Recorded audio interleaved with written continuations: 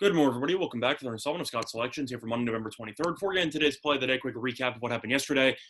Unfortunately, we ended up going 0-2 yesterday on the NFL card. So we ended up having the Dolphins minus 3.5, and we also ended up having the Patriots minus 1.5. Both those games ended up having line movements in our favor as the Dolphins closed at roughly minus 4.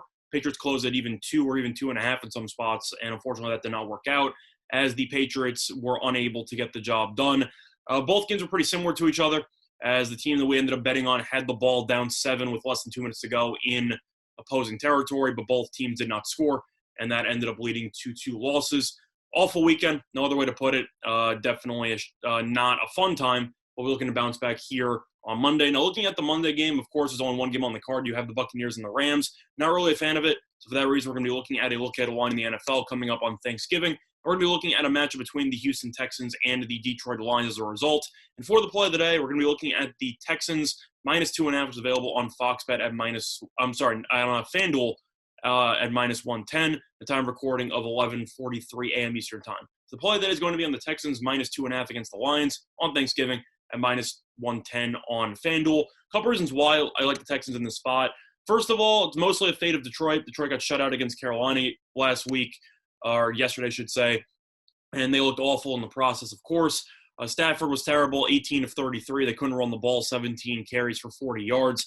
But the defense ended up looking pretty underwhelming against a quarterback in P.J. Walker making his first career start. They ended up forcing 2 interceptions. Both those were in the red zone. They did give up a ton of yards, and I simply think Detroit should struggle containing Deshaun Watson and company for 4 quarters. You look at Detroit, and the issue that you have with them is the fact that even though they are 4-6, they look like they're a lot worse because of the fact that they're missing a bunch of key pieces on offense. For example, you're probably going to be without Kenny Golladay, as he has not played, and now they're on a short week because they're playing on Thursday. I don't expect Golladay to play. You also have the best running back, DeAndre Swift, who missed last week's game with a concussion.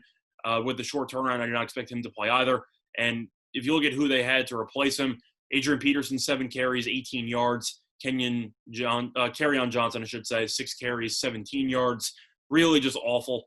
They couldn't do anything on the ground. Through the air, they couldn't do anything either.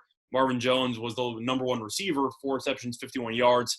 Hockenson, 4 receptions, 68 yards. They simply just didn't have any weapons without Golladay and without Swift, and I simply think that will be the same case here on Sunday. The Lions might be able to be more competitive because they're going to be at home, but at the end of the day, Houston ended up looking really sharp offensively against a New England defense, which hasn't been great, but they were definitely looking better over the past week.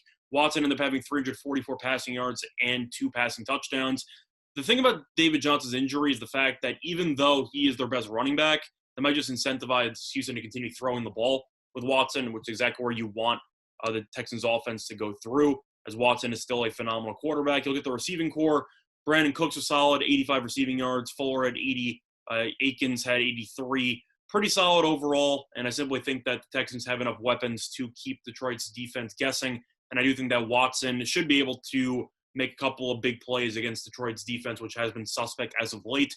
So I do think that with Detroit missing a big play threat with Golladay, with them missing their starting running back in DeAndre Swift, and the Texans, who looked pretty sharp last week, still having Deshaun Watson, etc., this game will be close. I think that this game will come down to the wire, especially with these defenses, which have been inconsistent. But I do think that Houston has the better offense and the better defense based on the current rosters. So for that reason, I do think that there is some value on the Texans at minus 2.5.